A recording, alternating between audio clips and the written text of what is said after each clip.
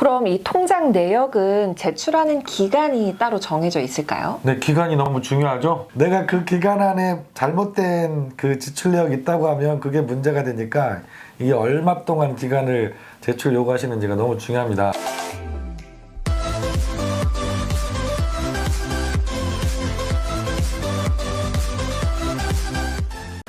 안녕하세요. 회생파산TV 김영영 법무사입니다. 안녕하세요. 아나운서 전지우입니다. 아나운서님 오랜만에 뵙습니다. 네, 그러네요. 어디 다녀오셨죠? 네, 이번에도 제가 미국 출장이 있어서 다녀왔는데 네네네. 빨리 구독자님들을 이제 뵙고 예. 싶더라고요. 네. 그래서 빠르게 달려왔습니다. 네, 구독자 여러분들 중에서도 아나운서님 기다리시는 분들이 많았습니다. 정말요? 네. 그래서 오늘도 또 중요한 내용을 준비를 하셨다고 해요. 네, 네. 오늘은 개인회생에서 정말 중요하다고 항상 강조하시는 내용을 또 말씀드린다고요? 오늘은 개인회생 보존공고 법원에서 첫 번째 나올 때 누구나 다 항상 나오는 내용입니다.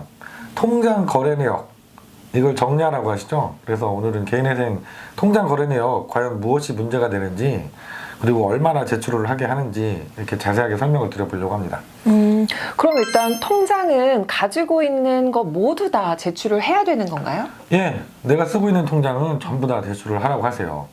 법원에서 통장 거래 내역 채무자가 뭘 갖고 있는지 확인하는 방법이 있습니다.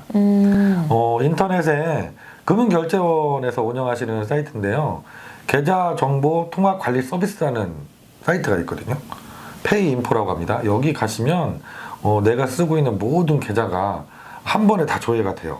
그래서 법원에서는 그걸 제출하라고 하시기 때문에 법원에서 채무자가 쓰고 있는 통장을 다 알게 되고, 그래서 모든 통장 거래 내역을 다 제출해야 됩니다. 그래서 말씀드린 것처럼 계좌정보 통합조회 서비스에 들어가셔서 전체 내역을 출력하셔야 되고, 계좌별로 상세 내역까지 다 출력을 해서 제출해야 되고, 거기에 나타나는 계좌 중에서 활동성 계좌, 내가 사용하고 있는 계좌에 대한 모든 통장 거래 내역까지 기본 서류로 다 제출을 하라고 하고 있습니다. 그럼 이 통장 내역은 제출하는 기간이 따로 정해져 있을까요? 네, 기간이 너무 중요하죠. 내가 그 기간 안에 잘못된 그 지출 내역이 있다고 하면 그게 문제가 되니까 이게 얼마 동안 기간을 제출 요구하시는지가 너무 중요합니다. 일반적으로는 최근 1년 통장 내역을 제출하라고 하세요.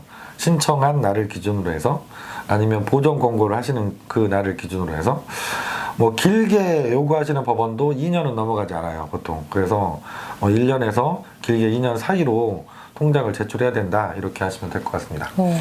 그럼 보통 법원에서 네. 통장을 딱 본인 것만 확인을 하나요? 기본적으로는 그런데요. 특정 법원들은, 몇몇 법원들은 배우자 것도 요구를 기본적으로 하시는 법원들이 있긴 해요. 하지만 대부분의 법원들은 당사자 본인 걸 요구를 하시는데, 이게 예외적으로 내가 다른 개인 통장으로 이체한 내역이 많다. 네. 그러면 그 이체를 받으신 분, 그분의 통장 내역까지도 요구를 할 수가 있게 돼요. 이게 연결 계좌라고 하는데요. 이런 경우에는 뭐 그 배우자 통장까지 요구하는, 기본적으로 그 해당 법원이 아니더라도 다른 개인분의 통장까지도 전부 다 제출을 해야 될 수도 있습니다. 할 수도 있다. 네네.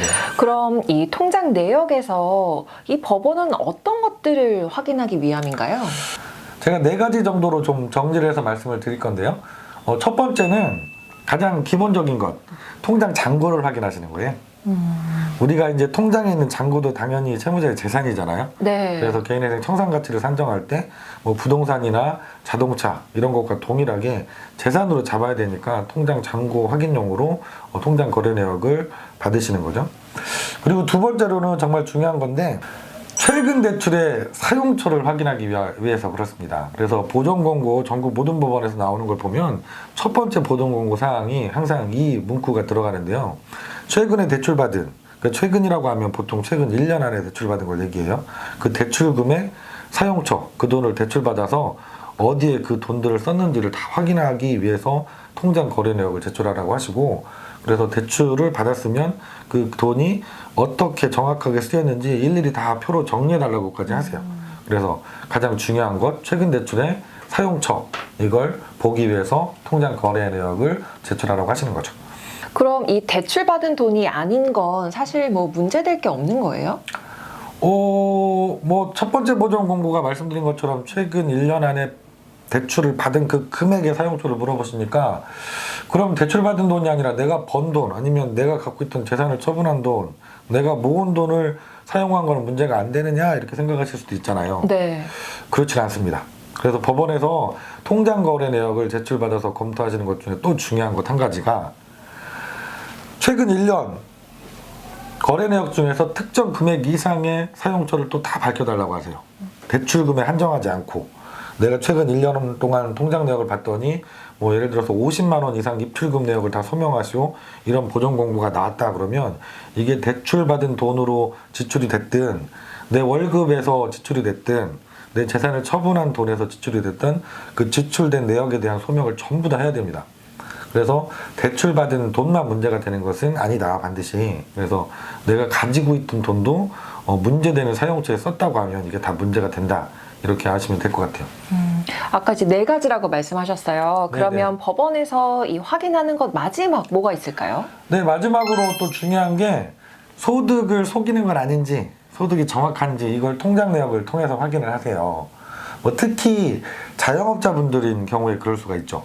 직장 다니신 분들이야 뭐 정해진 급여를 받는 거니까 직장에서 소득자료, 재직증명서라든가 급여명세서, 근로소득 원천징수 영수증을 받아보면 소득이 명확하게 나타나잖아요. 네. 하지만 자영업자분들 아니면 프리랜서 하시는 분들 아니면 아르바이트라든가 일용직을 하시는 분들 이런 경우에는 신고되는 금액과 다르게 소득이 더 높을 수도 있잖아요.